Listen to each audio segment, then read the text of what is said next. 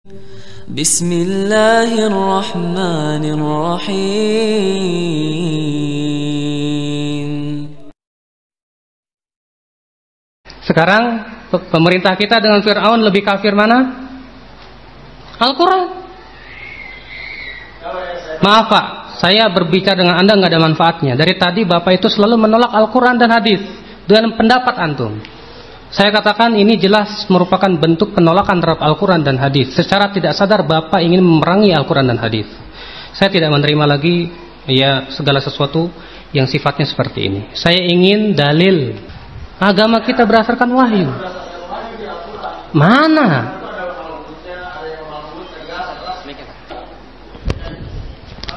Saya minta kepada Anda ayatnya nggak pernah dikasih. Gimana coba?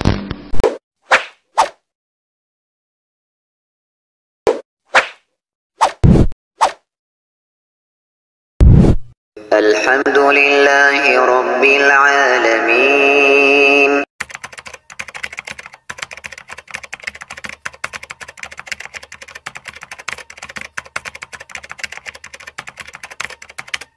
Dan banyak teman-teman kamu lihat, ya, di sekitar kita, yang masih datang ke kuburan minta-minta kepada wali-wali.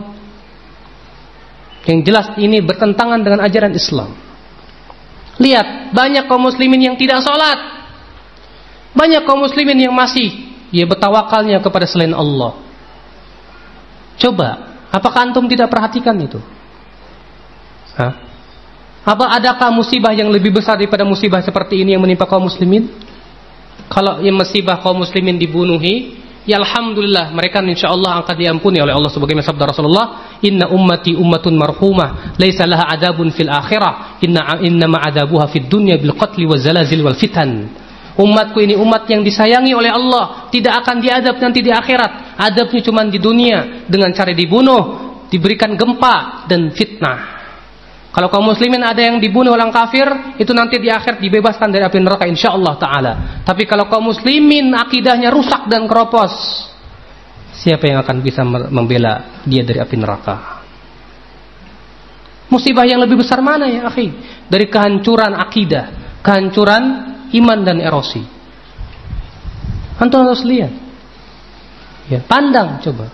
Kalau antum mengatakan, antum, hai Ustadz, apa perjuangan untuk Palestina? Saya balik bertanya, apa perjuangan ente untuk menyelamatkan akidah Islam? Karena ini lebih besar. Iya. Kalau dalam Islam hanya pemimpin saja atau pendai saja yang boleh berbicara, mungkin saya sama keluarga Islam. Ini mohon maaf aja, Ustaz. Iya. Kayaknya yang menguasai kaum ini hanya Ustaz aja, gitu ya. Iya. Mungkin saya ingin bertanya secara langsung. Silakan. Jadi kalau yang namanya hanya imam aja berbicara, kayaknya hak masyarakat. Iya. Tadi saya sudah memberikan kesempatan, Pak. Iya, silakan. Jadi dalam hal ini, kalau saya berpikir lagi ya, karena kita diberikan pemikiran oleh Allah supaya berpikir supaya peduli kepada Allah. Kan? Asyhadu an la ilaha illallah wa asyhadu anna Muhammadar Rasulullah. Tiada Tuhan selain Allah dan Nabi Muhammad itu adalah utusan Allah. Setiap utusan Allah tidak pernah menegakkan hukum di luar hukum Allah. Nah, saya berpikir lagi, saya belum pantas menjadi umat Rasulullah. Saya belum pantas mengaku dirinya Allah karena belum tegaknya hukum Allah di muka bumi. Sudah jelas. Terkadang kalau ulama saya merasa kita paling baca, merasa paling wawasan, tapi kenyataan hukum Allah tidak pernah tegak. Dan video 5 surat Al-Jannah, peristiwa Warsidi tahun 85. Sekecamatan umat Islam dibantai, dizolimi. Kasus di Priok, 1.500 orang dibantai. Ya, itu menegakkan istilahnya berbicara mengenai keadilan untuk kemakmuran dan kesejahteraan masyarakatnya. Apakah itu bukan menegakkan syariat Islam? Karena Islam berbicara keadilan, kemakmuran, kesejahteraan. Nah, pada saat saya preman ya, tadinya saya orang buta ya. Saya setelah membaca kami akidah syariat dan kuasa total dan obat minuman jariah dan lain sebagainya. Saya datang ke Legian. Di Legian ini tempat pergumulan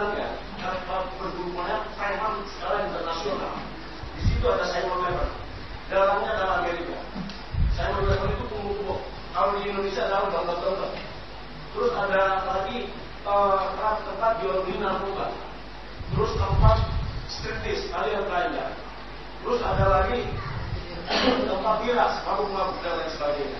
Nah, ini para ulama mengatakan bahwa itu tidak sesuai dengan adat istiadat dan budaya bangsa, maka itu harus dihilangkan. Ibu yang lihat, salah satu contoh, saya belum yakin bahwa amrodi itu adalah pelaku pemboman. Nah, ini semuanya dituduhkan terhadap umat Islam. Bagaimana reaksi sekarang umat Islam? Karena pada saat penggerbekan amrodi di dalam rumahnya itu tidak ada barang bukti. Setelah ditahan 1 bulan, kemudian ada barang bukti, maka amrodi mengatakan, hakim ketua, hakim anggota, jaksa, penuntut umum, dan penasihat itu juga terakhirnya, kami proses jujur ada Allah Akbar. Jadi siapa yang ada dalam muslim? Kenapa hari ini umat Islam selalu dituduh dan pengumuman? Kenapa sekarang umat Islam pada diam? Ini mana Islam al-Jasaidi Wahidatan? Islam itu satu pendirian, satu pemikiran, satu ucapan kata dan perilaku. Bohong. Ahlus Sunnah wal Jamaah hanya mengatasnamakan Nabi Muhammad tidak pernah memecah belah umat, Nabi Muhammad tidak pernah memecah belah bangsa, Nabi Muhammad mampu mempersatukan umat Islam sedunia. Hari ini ngaku Ahlus Sunnah wal Jamaah, tapi tidak pernah mampu mempersatukan umat Islam. Ini paling benar. Saya yang baru mempelajari syariat Islam dengan tauhidnya, tidak saya berubahnya, bingung mana yang paling benar. Kalau disebutkan ini paling benar, akhirnya saya klaim semuanya nggak benar karena persatuan dan kesatuan Islam tidak ada dalam hal ini. Mana buktinya? Buat Islam dijolimi, pabrik minuman diadakan. Udah jelas, wa malam yakum bima anzalallahu faulai kamul fasiqun situ. Siapapun orang yang memutuskan perkara bukan yang berdasarkan diturunkan Allah, maka mereka itu adalah serusak-rusaknya manusia. Hari ini jelas kelihatannya menciptakan premanisme dengan mabuk-mabuk. Karena apa? Ditransfer dalam undang-undang harus menghargai menghormati sesama umat beragama. Nah, 1 botol minuman aja ada di tengah-tengah masyarakat adalah pelecehan terhadap umat Islam, menentang ajaran Islam, dan umat Islam hari ini pada diam. Mana buktinya di sini? Jihad, memerangi kebatilan, bohong. Terus korupsi. Kalau saja korupsi itu istilahnya secara baik-baik aja orang nggak bisa, kan harus dengan kekuatan nggak bisa, ya kan, dengan kekuatan ya. Terus nggak bisa juga dengan ucapan nggak bisa juga dengan hati. Kalau hati juga nggak bisa, itu selama-lamanya iman. Apakah kita akan tinggal dalam selama-lamanya iman? Diam terus. Nah, setiap ayat ada, saya kurang begitu paham ya, tapi saya pernah baca dan pernah saya dengar bahwa setiap orang yang beriman dan bertakwa kepada Allah, apabila mendengarkan ayat-ayat Allah maka bergetar. Artinya bergetar secara makna yang terkandung dalam ibadah dalam bergerak. Itu tidak diam, maknanya justru kekuatan. Apa? Antum langsung ke pertanyaan aja kalau memang mau bertanya, silakan bertanya. Hal ini, pertanyaan saya singkat ya. Apakah kita pantas dikatakan umat Islam sementara dalam Islam ya ada cara berkeluarga dalam Islam, ada cara bermasyarakat dalam Islam, ada cara perekonomian dalam Islam, ada cara dalam kepemimpinan dalam Islam, dan ada cara memerangi kebatilan sampai perang mengenai perang dan lain sebagainya. Apakah di Indonesia akan mampu merealisasikan hal seperti itu yang dicontohkan oleh Rasulullah? Sunnah Rasul bukan hanya untuk sholat tarawih atau sholat. Nah, itulah ya. Ya, terima kasih kepada Bapak yang begitu semangat menggebu-gebu. Pertama ya, sudah saya katakan pertama ya. Mungkin Bapak tadi tidak ikut mukadimahnya. Bahwasanya di dalam berbicara masalah agama jangan hanya sebatas semangat saja. Kewajiban kita adalah mengikuti manhaj wahyu yang telah digariskan oleh Allah dan Rasulnya dalam Al-Quran dan Sunnah, dan dipahami oleh para sahabat, tabi'in dan tabi'ut tabi'in serta para ulama, para pengikut mereka. Sebab kalau kita tidak dibimbing oleh para ulama, dengan siapa lagi? Apakah kita biarkan orang-orang awam yang berbicara tentang masalah agama sampai hancur agama ini? Tidak. Rasulullah SAW sabda, innallaha la yaqbidul ilma intiza'an yantazi'uhu min sudurir rijal walakin yaqbidul ilma biqabdil ulama hatta idza lam yubqi 'aliman ittakhadha an-nasu ru'usan juhalan fasu'ilu fa'aftau bighairi ilmin fadallu wa adallu. Sesungguhnya Allah tidak mencabut ilmu itu dengan sekali cabut dari dadanya para manusia, tapi Allah cabut dengan diwafatkannya para ulama. Sehingga ketika ulama itu meninggal, orang-orang akan mengambil para pemimpin-pemimpin, para ustadz-ustadz yang bodoh. Mereka ditanya, mereka pun berfatwa tanpa ilmu, mereka sesat dan menyesatkan, kata Rasulullah. Makanya saya dari tadi, Bapak tidak pernah membawakan perkataan wala dari Al-Quran, wala sunnah, wala pernah para salafus saleh. Yang ada adalah sebatas semangat saja. Ya. Maka dari itu, pertama Pak ya, untuk merealisasikan apa yang kita inginkan, berupa realisasinya yaitu hukum Allah di muka bumi, terutama di Indonesia. Pertama kita harus mengikuti bagaimana tata cara Rasulullah SAW berdakwah. Ini yang pertama. Yang kedua, kita pun harus berusaha untuk mempelajari Islam itu sendiri. Bapak mau jihad tapi nggak pernah belajar fikih jihad. Sekarang saya tanya pada Bapak, Bapak pernah baca Sahih Abu Daud, Sunan Sahih Bukhari tentang masalah fikih jihad? Pernah baca dari awal sampai akhir? Bisa sebutkan satu hadisnya? Kemudian apa yang Bapak pahami dari itu? Secara kemarin lagi ya, ini dalam pemikiran kan untuk benar-benar kita diberikan oleh Allah untuk berpikir. Maaf Pak ya, Bapak berpikir Bapak ini telah menguasai ilmu agama secara dalam, atau ulama? Maaf, kalau Bapak ulama saya akan layani. Tapi Bapak ini belum pernah belajar tentang ilmu wala syai'. Apalagi Bapak tadi menyebutkan bahwa Bapak preman tadinya. Jadi kepastian yang akan keluar logika. Dan logika dalam Islam nanti dulu. Kita pengen wahyu. Satu ayat, wa man yamuka, siapa hukummu? Al-Quran. Nah sekarang kalau undang-undang umpamanya dia aturan lalu lintas. Iya. Nah pada saat waktu yang lalu lintas, otomatis bukan aturan itu yang dikejar-kejar, tapi adalah apa yang dijelaskan untuk menindak yang salah. Betul. Nah sekarang Al-Quran sebagai pedoman itu, hukum Allah, aturan Allah, wahyu. Pada saat melanggar menentang hukum Allah, mana umat Islam yang bertindak? Ya subhanallah.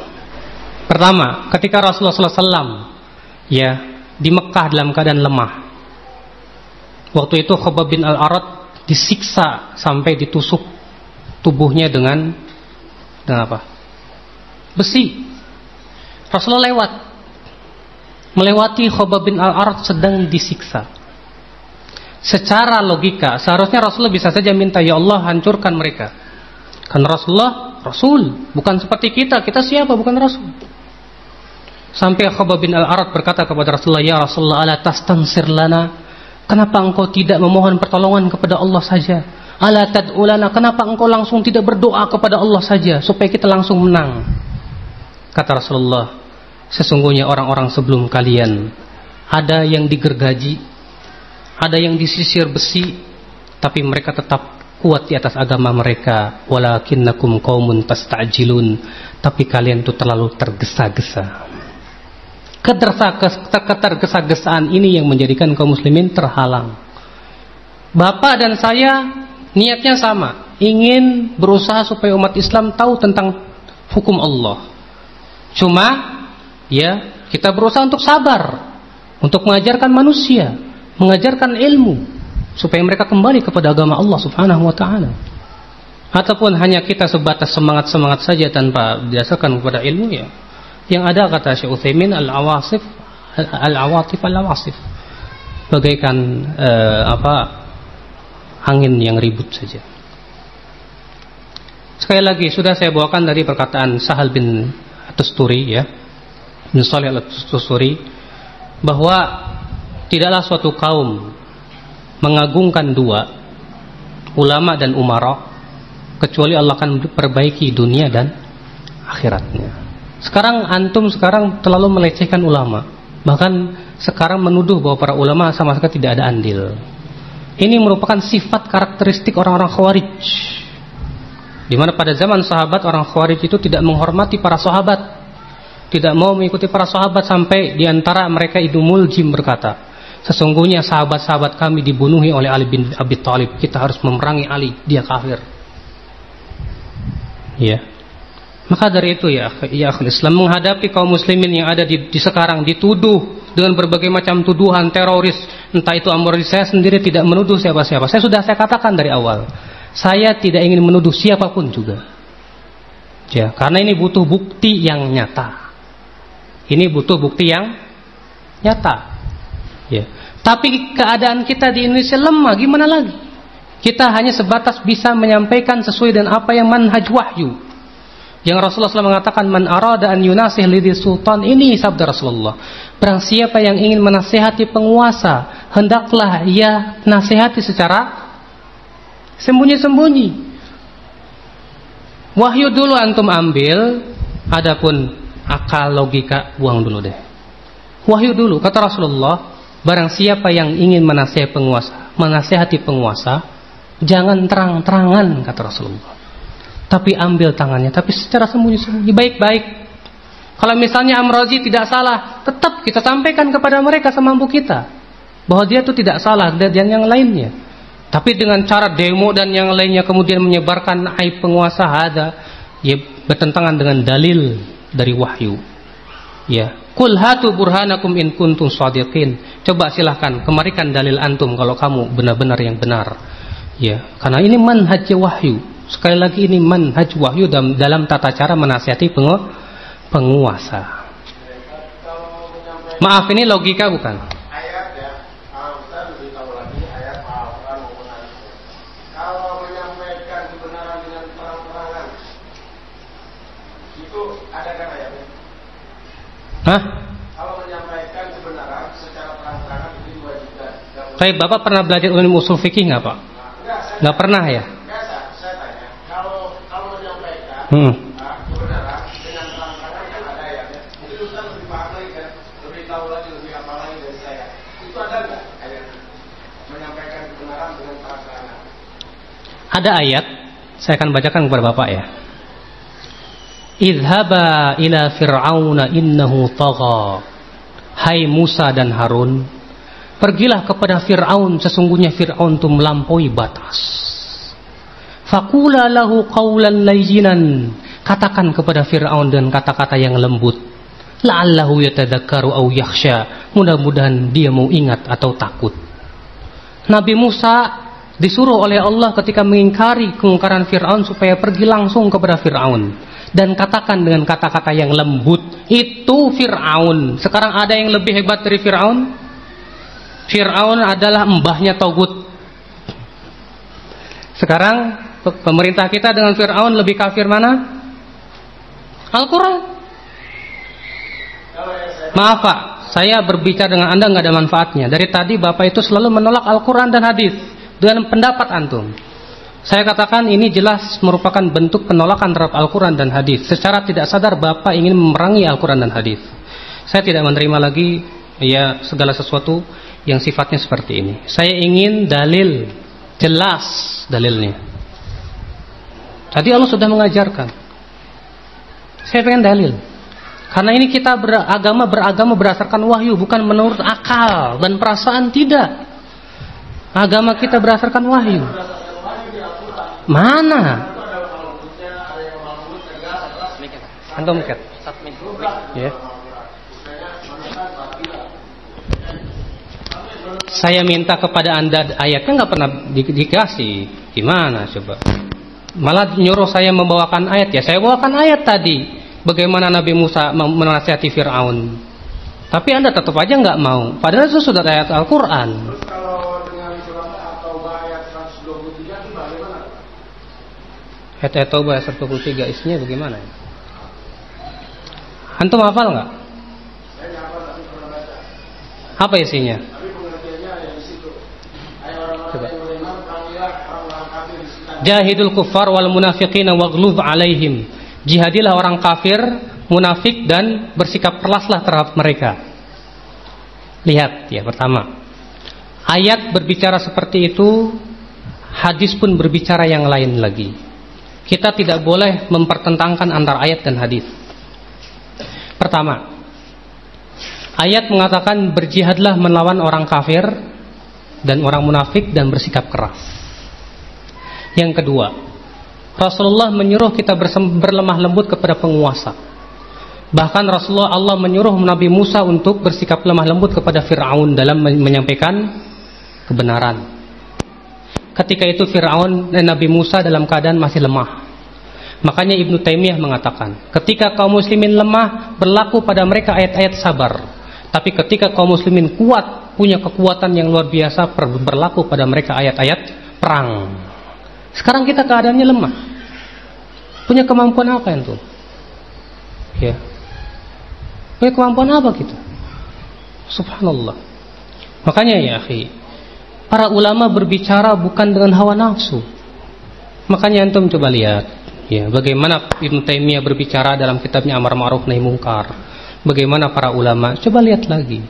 Adapun mengedepankan menurut saya, kemudian menafsirkan ayat sendiri menurut saya tanpa melihat dalil-dalil yang lain, ini bahaya. Banyaknya kesesatan karena apa? Mengambil sebagian ayat, tolak ayat lainnya. Ini sifatnya orang Yahudi. Orang Yahudi begitu, afatu'minuna bi ba'dil kitab wa takfuruna bi ba'd, kata Allah. Apakah kalian beriman kepada sebagian Alkitab dan kufur kepada sebagian yang lainnya? Tidak. Belajar dulu usul fikih, bagaimana mengkompromikan dalil. Ya. Bagaimana para ulama berbicara masalah ini. Baru antum mau berbicara masalah agama.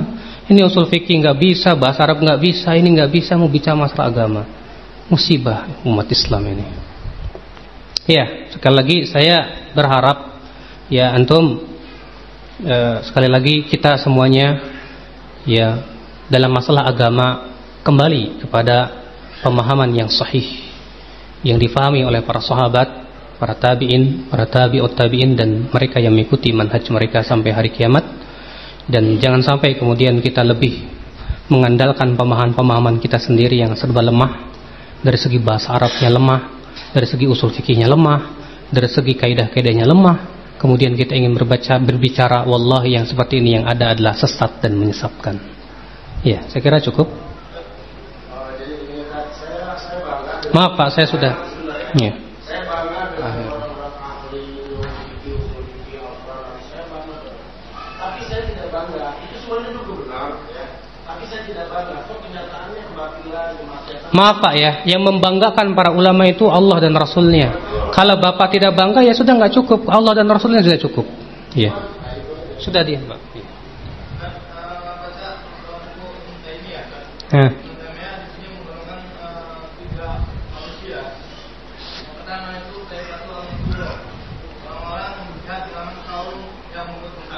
Iya. Kemudian daripada orang khalifah, kelompok pembelas yaitu kaum rusak dan siapa saja yang beriman kepada mereka orang-orang yang benci kepada Islam.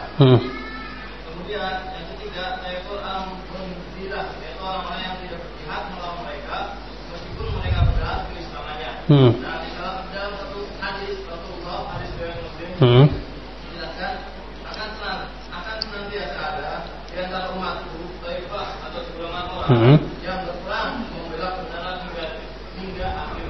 Betul. Penjelasannya seperti apa?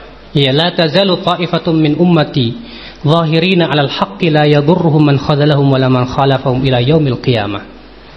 Ya, wa fi riwayatin ila an ta'tiya as-sa'ah.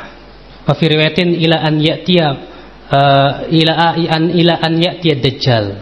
Dan beberapa riwayat yang lainnya hadis itu. Tidak akan tegak, akan senantiasa ada sekelompok dari umatku mereka yang tegak di atas kebenaran. Zahirin di sini tampak, zahir alal haq di atas kebenaran. Di atas kebenaran disebut kebenaran karena di atas ilmu dan hujjah, dikatakan oleh Syekh Al-Albani dan yang lainnya. Karena dia di atas ilmu dan hujjah, maka dia tampak di atas kebenaran. Karena seseorang disebut benar karena di atas ilmu. Kalau tak di atas kebodohan, bagaimana akan disebut benar? Di sini harus kita pahami, ya. Maka dari itulah kita ketika kita ingin berjihad dan yang lainnya, kita pun harus betul-betul berilmu dulu, ya. Berilmu. Antum tadi ya sudah kita katakan, saya bingung. Yang sini mengatakan benar atau benar, itu kelihatan kalau dia nggak pernah belajar ilmu. Kalau dia belajar ilmu, dia tidak akan bingung seperti itu. Karena kebingungan karena ada itu karena ini kekurangan ilmu. Sekali lagi, makanya ya akan senantiasa ada di setiap zaman orang-orang yang tegak di atas yang hak. Mereka adalah, kata Imam Ahmad, la adri manhum illal ahlul hadis. Saya tidak tahu siapa lagi mereka kecuali ahli hadis. Kata Imam Ahmad ketika menafsirkan hadis itu. Saya tidak tahu siapa lagi mereka kecuali ahli hadis, yang mereka senantiasa membela kebenaran hadis, memilah mana hadis yang sahih dan hadis yang dhaif. Yang disebutkan dalam hadis, ya yahmilu hadzal ilma min qalamin kulli khalafin uduluhu yanfuna anhu tahrifal ghalin wa intihalal mubtilin wa ta'wilal jahilin. Akan membawa ilmu ini di setiap zamannya orang-orang yang adil, yang tugasnya apa, kata Rasulullah, yanfuna anhu tahrifal ghalin, yang akan meniadakan, menepis perubahan orang-orang yang melampaui batas, wa intihalal mubtilin, dan orang-orang yang membuat palsu, yang memasukkan hadis-hadis, wa ta'wilal jahilan, dan penafsiran orang-orang yang bodoh. Ini yang dikatakan Imam Ahmad al-Hadis. Ya. Sekali lagi ini ya. Jadi ya akhal Islam, saya sekali lagi, jangan didahulukan semangat. Sekarang kita semangat kita untuk menuntut ilmu aja dulu. Fahami dulu agama yang benar, supaya kita berjalan di atas wahyu dan manhaj, bukan di atas semata-mata semangat dan semangat saja. Saya yakin ya, manhaj wahyu itu adalah yang benar. Benar tidak? Manhaj wahyu itu yang paling benar. Sementara kamu sendiri tidak pernah paham tentang wahyu itu sendiri, bagaimana? Ya Allah, kita semangat kita yaitu untuk mempelajari wahyu dulu. Ya, Al-Quran dan hadis saya kira cukup. Saya mau langsung ke sana ini, ke Masjid Imam Syafi'i, jadi terlambat ini. Saya kira cukup. Subhanakallah bihamdik, asyhadu an la ilaha illa anta, astaghfiruka wa atubu ilaik. Wassalamualaikum warahmatullahi wabarakatuh.